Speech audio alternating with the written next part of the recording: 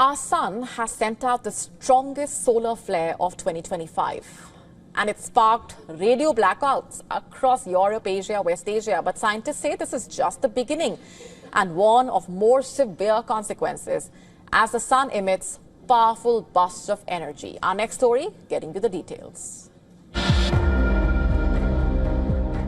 The sun has spoken with a warning. On May 13th, our star erupted with the most powerful solar flare of the year. An absolute monster that sent shock waves across the solar system. This is the latest image captured by NASA. Classified as X-class, the flare is the most intense and is part of a growing trend as the sun nears the peak of its 11-year activity cycle. These violent eruptions are becoming more frequent and powerful. According to NASA and NOAA, more flares and geomagnetic storms could hit Earth in the coming weeks. While the world watched auroras dance in unusual latitudes, experts warned this is just the start of intense solar flares. But the real danger may still be ahead, with more powerful flares on the way. As scientists caution, the sun is entering the peak of its 11-year cycle. Many experts warn that humanity is woefully unprepared for a truly catastrophic solar storm. Experts warn that a flare on the scale of the 1859 Carrington event could fry satellites, cripple power grids, and even trigger nuclear plant malfunctions and plunge entire continents into darkness. Despite repeated warnings, global infrastructure remains exposed. There are few backup systems for GPS, aviation, or grid control. Governments are yet to invest in robust solar weather forecasting or harden critical systems against electromagnetic pulses. As the sun's fury grows, so does the risk. The question is no longer if, but when the next solar superstorm will strike, and if Earth will be ready to face the darkness. COVID-19 is making headlines once again. While there is no reason to panic just yet, it is our job to inform our viewers about any risk that they might anticipate at this point. And tonight on Gravitas, we tell you about a new COVID-19 wave that has been spreading. In fact, ringing warning bells of a resurgence of the deadly wave.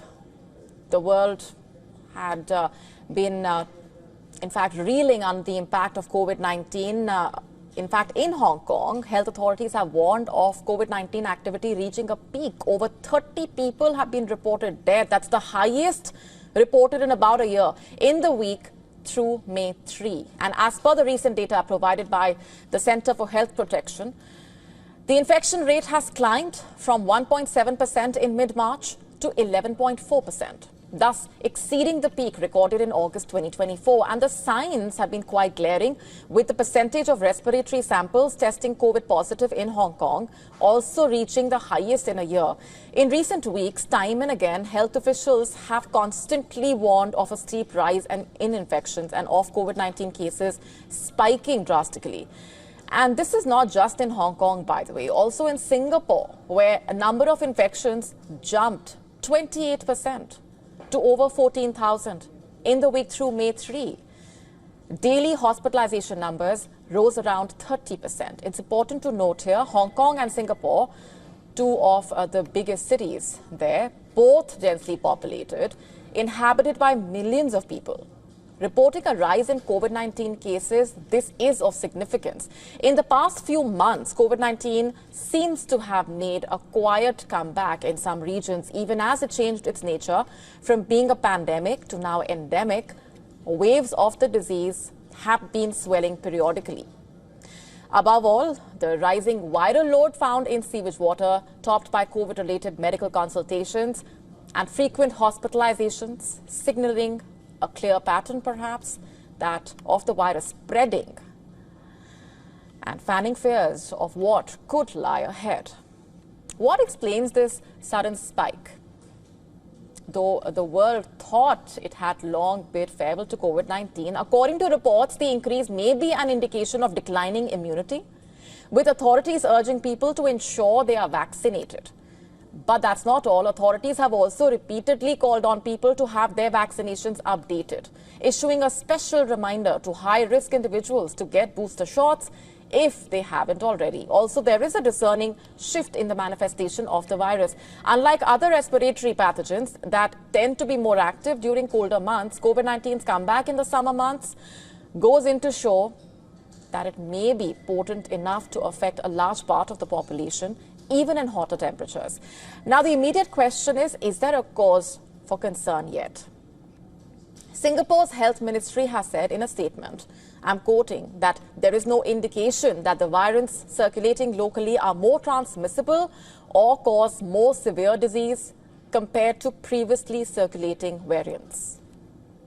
Which basically means there is no need to press the panic button yet.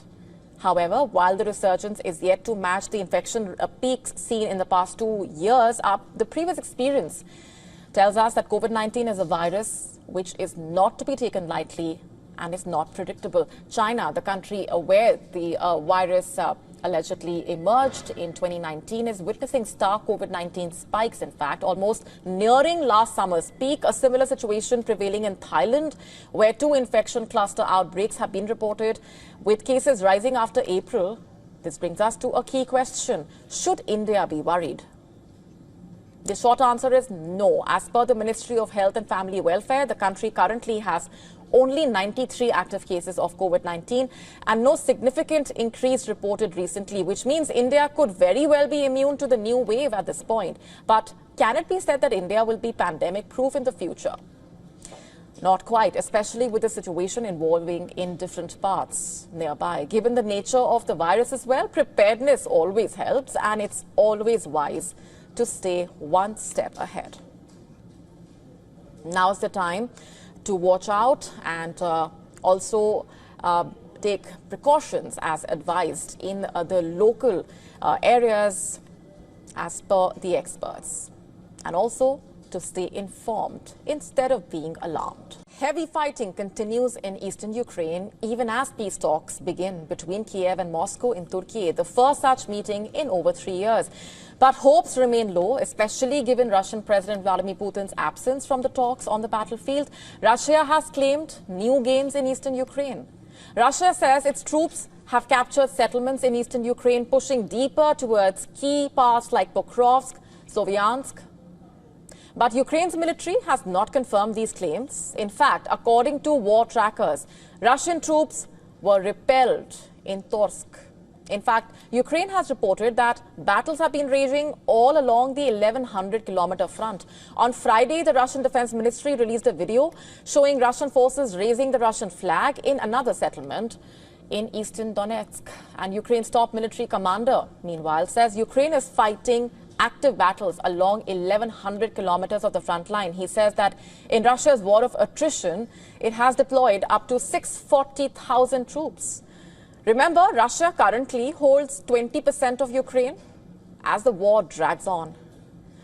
Since abandoning its early attempt to seize Kiev in 2022, Russia has focused on capturing Donbass. But while it has taken villages gradually, Ukrainian forces say they are holding lines near Pokrovsk.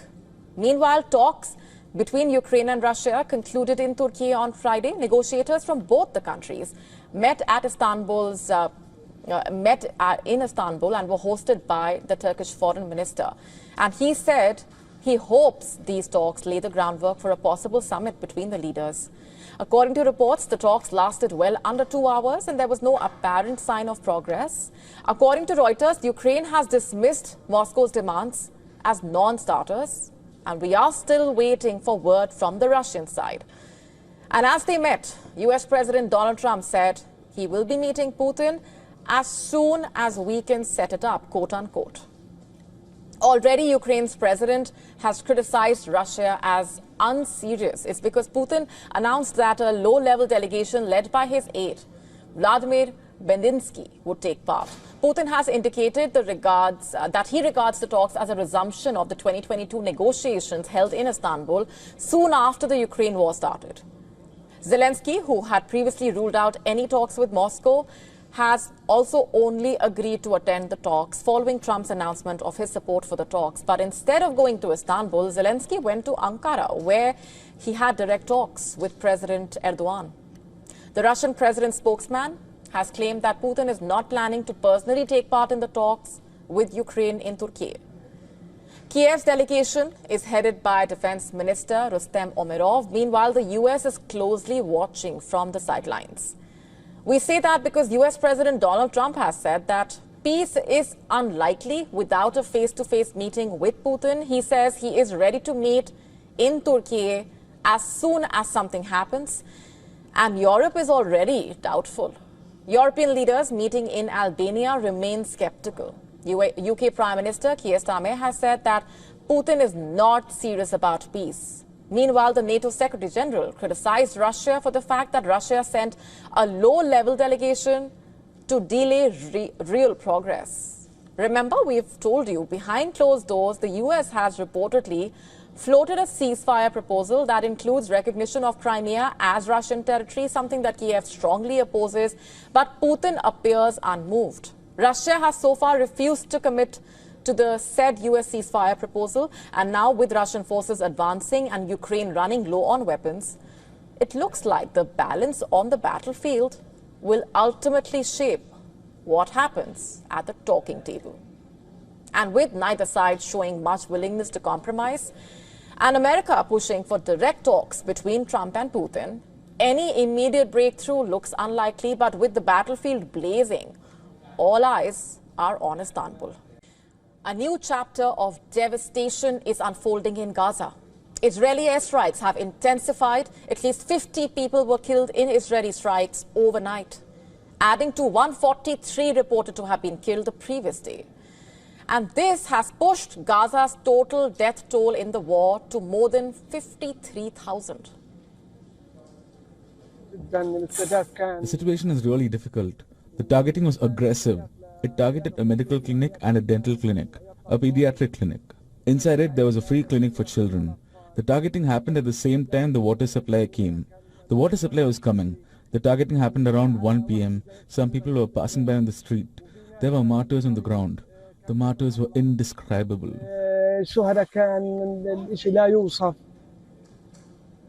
In fact, Hamas has called on the international community to hold Israel accountable for what it described as barbaric escalation.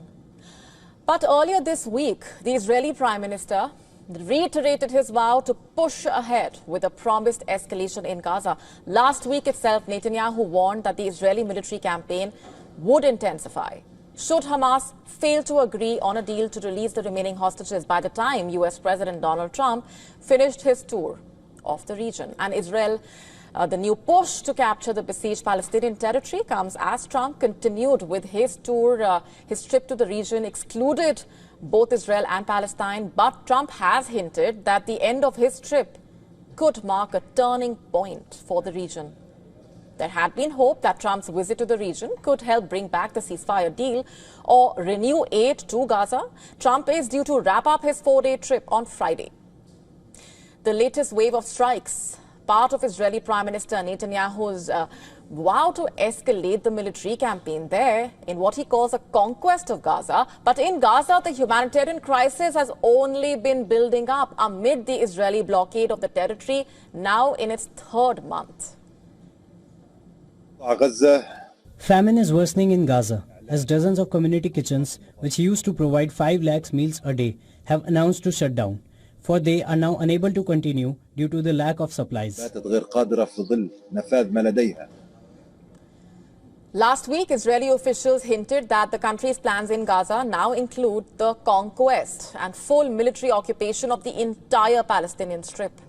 And this could potentially push Palestinians out of the tiny enclave, a suggestion that was also proposed by Trump in February. Brothers, we only count on God, not on the visit of Trump or anyone else. We count on God only. We count only on God. May God have mercy on us, and to have mercy on our dead and martyrs, and have mercy on our people. Since March 2, Israel has halted the entry of food, medication, all other essentials into Gaza, saying that the blockade and the military pressure is intended to force Hamas to free hostages. However, senior Hamas official Bassem Naim has said that Hamas will hold talks with Israel only when aid is let back in. India has drawn a red line, and this time it will not be erased. Speaking from the Bhuj Air Force Station in Gujarat, the Indian Defence Minister Rajnath Singh said that the war on terror is no longer just a matter of security. Rather, it has become a cornerstone of India's national defence doctrine. Listen in. अब आतंकवाद के विरुद्ध लड़ाई केवल सुरक्षा का विषय नहीं, बल्कि नेशनल डिफेंस डॉक्ट्रिन का यह हिस्सा बन चुकी है। हम आपके साथ मिलकर इस प्रॉक्सी और हाइब्रिड वॉरफेयर को जड़ से समाप्त करेंगे। रक्षा मंत्री होने के नाते यह संकल्प मैं दोहराना चाहता हूं। And the Defence Minister emphasized that Operation Sindoor has not ended, asserting that the current ceasefire only means that India is keeping Pakistan on probation on the basis of its behavior, adding that if there is any disturbance, harshest punishment will be given. Operation Sindoor अभी खत्म नहीं हुआ है। जो कुछ भी हुआ है वह सिर्फ एक ट्रेलर मात्र था। अब जब समय आएगा, जब भी सही समय आएगा, तो हम पूरी पिक्चर भी दुनिया को दिखाएंगे।